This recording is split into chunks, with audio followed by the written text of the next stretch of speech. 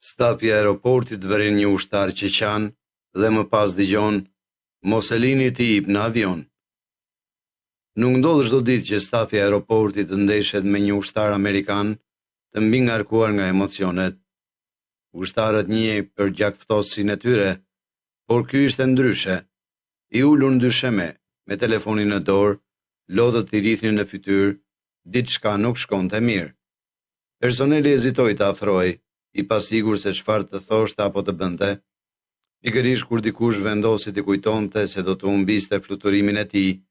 Një brit me vapritur jehoi nëpër terminal. Mos e lini të jip në avion. Fjalët i ngrinë të gjithë në vend. Konfuzioni përshkoi turmën.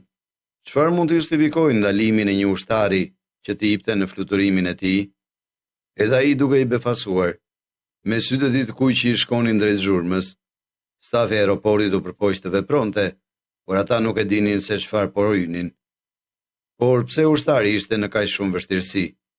Çfarë po shikonte në telefonin e tij dhe pse nuk duhet të lejohej të jipte në avion?